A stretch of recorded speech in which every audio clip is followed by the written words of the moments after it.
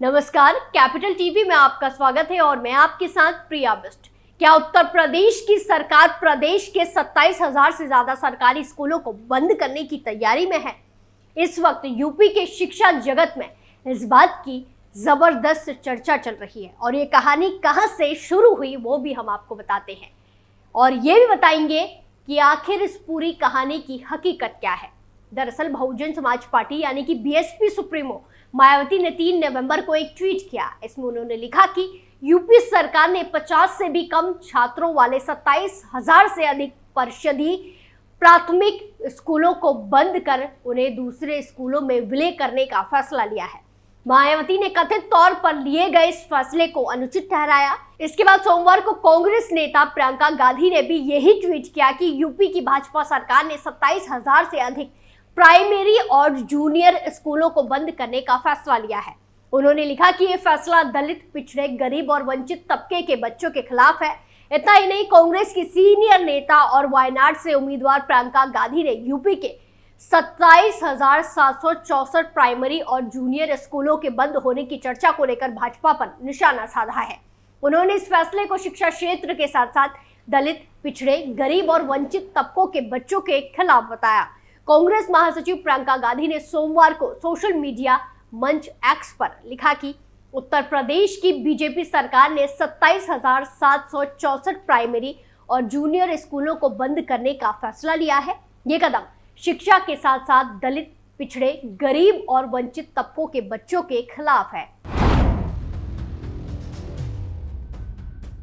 प्रियंका गांधी यहीं पर नहीं रुकती है। आगे प्रियंका गांधी ने कहा कि यूपीए सरकार शिक्षा के अधिकार का कानून लाई थी। इसके तहत व्यवस्था की गई थी कि हर 1 किलोमीटर की परिधि में एक प्राइमरी विद्यालय हो ताकि हर तबके के बच्चों के लिए स्कूल सुलभ हो। कल्याणकारी नीतियों और योजनाओं का मकसद मुनाफा कमाना नहीं बल्कि जनता का कल्याण करना है। भाजपा नहीं चाहती कि कमजोर तबके के बच्चों के लिए शिक्षा सुलभ हो। इसके पहले इस मुद्दे पर बसपा सुप्रीमो मायावती भी सरकार को घेर चुकी है। तो वहीं दूसरी तरफ मायावती ने सोशल मीडिया प्लेटफॉर्म एक्स पर लिखा कि यूपी सरकार द्वारा 50 से कम छात्रों वाले बदहाल 27,764 परिषदीय प्राथमिक और उच्च प्राथमिक विद्यालयों में जरूरी सुधार करके उन्हें बेहतर बनाने के उपाय करने के बजाय उनको बंद कर उनका दूसरे स्कूल में विलय करने का फैसला उचित नहीं। ऐसे में गरीब बच्चे आखिर कहां और कैसे पढ़ेंगे? उन्होंने आगे लिखा कि यूपी और देश के अधिकतर राज्यों में खासकर प्राइमरी और सेकेंडरी शिक्षा का बहुत ही बुरा हाल है। इसके कारण गरीब परिवार के करोड़ों बच्चे अच्छी शिक्षा तो दूर सही शिक्षा से भी लगातार वंचित है। ओडिशा सरकार द्वारा कम छात्रों वाले स्कूलों को बंद करने का भी फैसला अनुचित है। बसपा सुप्रीमो मायावती ने लिखा कि सरकारों की इसी प्रकार की गरीब और जन विरोधी नीतियों का परिणाम है कि लोग अपने बच्चों को प्राइवेट स्कूलों में पढ़ाने को मजबूर हो रहे हैं। गरीबों के हित में स्कूलों को बंद करना ठीक नहीं है। ज्ञात हो कि उत्तर प्रदेश में 27,764 प्राथमिक और जूनियर विद्यालयों के विलय की चर्चा मीडिया में तेजी से हो रही है। इतना ही नहीं, दिल्ली के पूर्व सीएम अरविंद केजरीवाल भी इस मामले में पीछे नहीं है। उन्होंने भी अपना हाथ साफ किया और उन्होंने भी यूपी की योगी आदित्यनाथ सरकार पर जमकर निशाना साधा। 27,000 स्कूलों को बंद करने की खबर पर दिल्ली के पूर्व मुख्यमंत्री और आम आदमी पार्टी के संयोजक अरविंद केजरीवाल ने भी सरकार के इस फैसले पर सवाल उठाए। उन्होंने सोशल मीडिया साइट एक्स पर एक पोस्ट शेयर की और दिल्ली के स्कूलों का जिक्र करते हुए यूपी की योगी सरकार पर हमला बोला। केजरीवाल ने कहा कि पिछले 10 सालों में हमने बड़ी मेहनत से दिल्ली के सरकारी स्कूलों को शानदार बनाया, वर्ल्ड क्लास सुविधाएं और शिक्षा का इंतजाम किया। वहीं दूसरी तरफ यूपी के सरकारी स्कूल है जिन्हें बंद करने की तैयारी चल रही है। इसके आगे पूर्व मुख्यमंत्री ने यह भी कहा कि वो दिल्ली के लोगों से सिर्फ इतना कहना चाहते हैं कि अगर उन्होंने एक बार फिर से बीजेपी के पक्ष में मतदान किया, वोट दिया, तो बीजेपी दिल्ली के स्कूलों को भी इसी तरह बर्बाद कर देगी जैसे उत्तर प्रदेश के स्कूलों को किया जा रहा है। अब चलिए आपको बताते हैं कि आखिर ये 27,000 वाला आंकड़ा आया कहां से है। असल में इस आंकड़े का संबंध बीते जून महीने के एक सरकारी लेटर से है। जून 2024 में यूपी के स्कूल शिक्षा विभाग के महानिदेशक दफ्तर से यूपी के सभी जिला बेसिक शिक्षा अधिकारी को एक लेटर जारी हुआ। इसमें यूडैश पोर्टल से 10 जून 2024 तक मिले आंकड़ों के विश्लेषण का जिक्र किया गया है। लेटर में लिखा गया है कि आंकड़ों से पता चलता है कि राज्य स्तर पर लगभग 27,931 परिषदीय स्कूल हैं, जिनमें नामांकित छात्रों की संख्या 50 से कम है। इनमें 22,016 प्राथमिक विद्यालय, 563 कंपोजिट विद्यालय और 5,352 उच्च प्राथमिक विद्यालय चिन्हित किए गए थे। लेटर में जिलावार ऐसे स्कूलों की लिस्ट देते हुए इस स्थिति को खेदजनक बताया था। इस संबंध में जिला बेसिक शिक्षा अधिकारियों से स्पष्टीकरण मांगा गया था। इसके अलावा पिछले दिनों बेसिक शिक्षा अधिकारियों को बैठक में 50 से कम छात्र वाले विधायकों के विलय प्रस्ताव की समीक्षा भी की गई थी। मीडिया और गूगल के पास बिजनौर बेसिक शिक्षा अधिकारी कार्यालय का पिछले अगस्त महीने का एक लेटर मौजूद है, जिसमें बैठक के 18 सूत्रीय एजेंडे के एजेंडा नंबर 1 में स्कूल विलय प्रस्तावों की समीक्षा कर जिक्र किया गया है। पहले मायावती और फिर प्रियंका गांधी का ट्वीट आने के बाद यूपी के शिक्षा जगत में खलबली मच गई। इस मामले की पूरी सच्चाई और सरकार के कदमों को समझने के लिए बेसिक शिक्षा विभाग के महानिदेशक कंचन वर्मा से बात की गई। उन्होंने जो बताया उसके बाद सबके होश उड़ गए।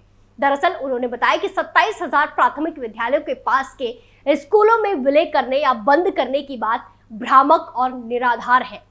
उनके मुताबिक किसी भी स्कूल को बंद करने की कोई प्रक्रिया अभी नहीं चल रही है। उत्तर प्रदेश में 27,000 से ज्यादा स्कूलों को बंद करने और उनके समायोजन की खबरों को बेसिक शिक्षा विभाग ने झूठा और निराधार बताया है। विभाग ने कहा कि ऐसी कोई प्रक्रिया नहीं चल रही है। बेसिक शिक्षा विभाग ने बयान जारी कर कहा कि ये पूर्णतः निराधार और भ्रामक है, ऐसी कोई प्रक्रिया गतिमान नहीं है। एक बयान जारी कर विभाग की तरफ से कहा गया कि समाचार माध्यमों में प्रकाशित खबरें जिसमें 27,000 प्राथमिक स्कूलों को निकटवर्ती विद्यालयों में विलय करते हुए बंद करने की बात की गई है, बिल्कुल भ्रामक और निराधार है। किसी भी विद्यालय को बंद किए जाने की कोई प्रक्रिया गतिमान नहीं है। इतना ही नहीं, बयान में कहा गया कि प्रदेश का प्राथमिक शिक्षा विभाग विद्यालयों में मानव संसाधन और आधारभूत सुविधाओं के विकास, शिक्षा की गुणवत्ता को बेहतर करने और छात्रों विशेषकर बालिकाओं के ड्रॉप आउट दर को कम करने के लिए सदा प्रयत्नशील है। इस दृष्टि से समय समय पर विभिन्न अध्ययन किए जाते हैं। विगत वर्षों में देश के विद्यालय में कार्यकल्प, निपुण, प्रेरणा आदि योजनाओं के माध्यम से शिक्षा क्षेत्र में उल्लेखनीय प्रगति और सुधार हुए हैं। विभाग के लिए प्रदेश के छात्रों का हित सर्वोपरि है। इतना ही नहीं, वहीं विभाग की तरफ से बताया गया कि प्रदेश का प्राथमिक शिक्षा विभाग विद्यालयों में मानव संसाधन और आधारभूत सुविधाओं के विकास, शिक्षा की गुणवत्ता को बेहतर करने के लिए लगातार कोशिश कर रहा है।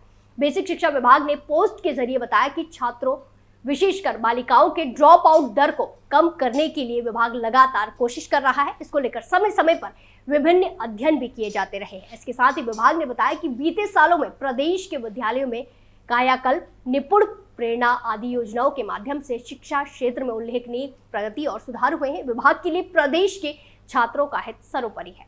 आपको बता दें कि 50 से कम बच्चों वाले प्राथमिक स्कूलों को बंद कर नजदीकी स्कूलों में मर्ज किए जाने की खबर चल रही थी। फिलहाल इन खबरों का खंडन कर लिया गया है। ये सारी खबरें झूठी निकली है। यानी कुल मिलाकर अगर देखा जाए तो ये पूरी तरह से फेक खबर थी, जिस पर विपक्ष ने अपनी राजनीतिक रोटियां सेकने की कोशिश भी की, लेकिन आखिर में वो फेल हो गया। स्पेशल स्टोरी में फिलहाल के लिए इतना ही। बाकी तमाम खबरों के लिए देखते रहिए कैपिटल टीवी। नमस्कार।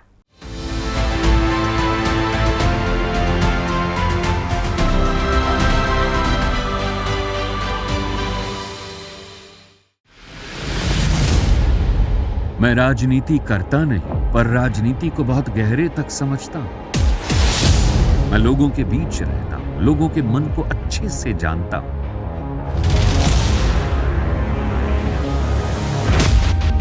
पब्लिक और पॉलिटिक्स की हर नब्ज को खूब पहचानता हूं।